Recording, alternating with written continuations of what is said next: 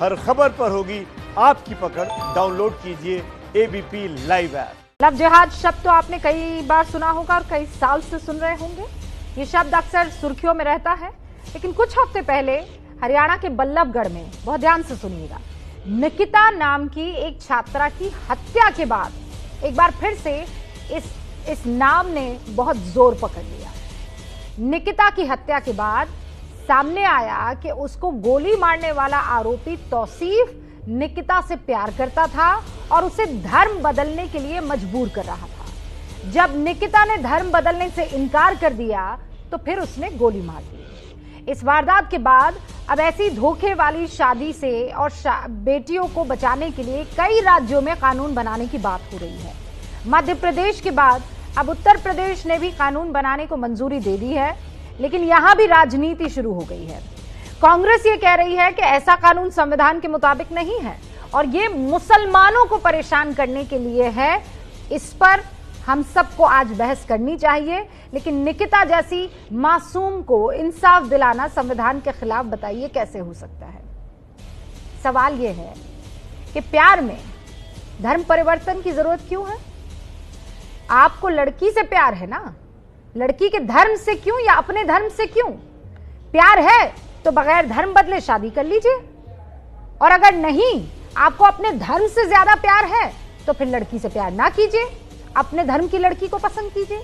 आज हुंकार इसी मुद्दे पर, लेकिन पहले मैं चाहती हूं आप इस रिपोर्ट को देख लीजिए।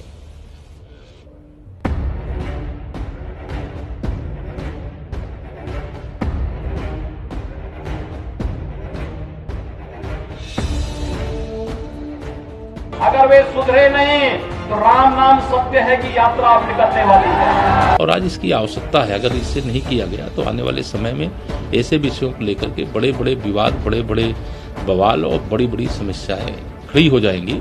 और जो इस प्रकार की साजिश का हिस्सा बने हुए हैं या जो इस प्रकार की साजिश कर रहे हैं, उन साजिशकर्ताओं के मंसूबे सफल होते रहेंगे। हिंदुस्तान के अंदर में कोई व्यक्ति चाहे किसी भी जाति धर्म का हो, अगर अपनी पहचान छुपा के किसी महिला के साथ संबंध बनाता है, उससे दोस्ती करता है, उसको धोखा देता है, तो क्राइम कहलाता है। इसमें उसको सजा मिलनी चाहिए और कानून में अच्छा प्रावधान में होना चाहिए। लेकिन भारतीय जनता पार्टी उस महिला को न्याय दिलाने में तो कम, लेकिन उसका राजनीतिकरण करने में ज्यादा विश्वास रखती है। ये हिंदुस्तान के समाज के लिए चिंता का विषय है। ये टिप्पणी कोर्ट के माध्यम से आई थी, लव जिहाद पे कानून होना चाहिए।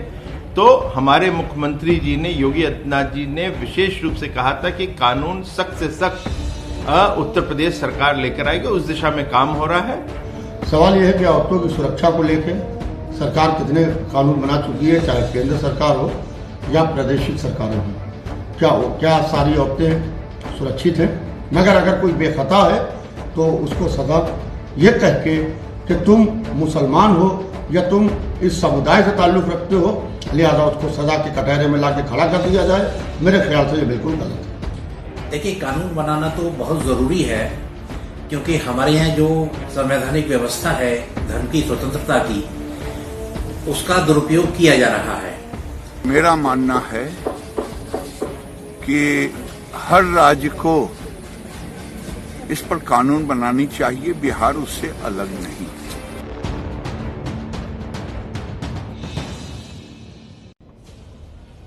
और इस वक्त जो खास मेहमान हमारे साथ जुड़ चुके हैं, उनसे मैं आपका तारुफ करवा देना चाहती हूं। डॉक्टर पात्रा हमारे साथ जुड़ चुके हैं।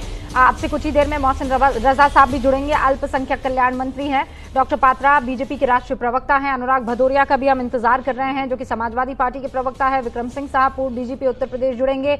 अमीर हैदर जैदी साहब भी सीपीआई के नेता जुड़ेंगे और तौसीफ खान साहब भी टीएमसी के समर्थक है, हमारे साथ अब से कुछ ही सेकंड्स में जुड़ने वाले हैं। संबित पात्रा, आरोप ये लग रहा है कि आप खास किस्म के एजेंडे के साथ जिन राज्यों में बीजेपी की सरकार है वहां पर यह कानून लाया जा रहा है, एक खास एजेंडा मुसलमानों के खिलाफ।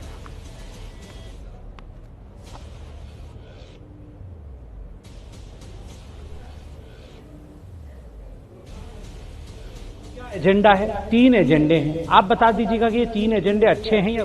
एजेंडा नंबर 1, आप किसी के साथ विवाह करने के लिए अपने नाम को, अपने धर्म को, अपने सच्चाई को छुपाए ना, अर्थात डिसीटफुल मैरिज नहीं होना चाहिए, धोखे से शादी, धोखे से विवाह नहीं होना चाहिए। Point number 1। पॉइंट नंबर 2, केवल विवाह के लिए किसी को जबरदस्ती धर्म का परिवर्तन नहीं करना चाहिए। ये कोर्ट ने भी अभी सितंबर के महीने में फैसला दिया है।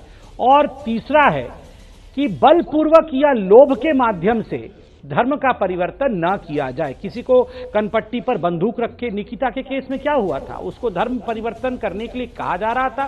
निकिता तोमर तैयार नहीं थी धर्म परिवर्तन के लिए, तो दिन दहाड़े सबको कॉलेज के सामने उसको गोली मार के मार दिया गया, क्योंकि वो मान नहीं रही थी। या लोभ पूर्वक कि तुम इतने पैसे लो, अब धर्म परिवर्तन कर लो। अगर इन तीनों में से कोई भी एजेंडा बुरा लगता है तो जो विपक्षी हमारे हैं वो हमें बताएं कि कौन सा एजेंडा खराब है।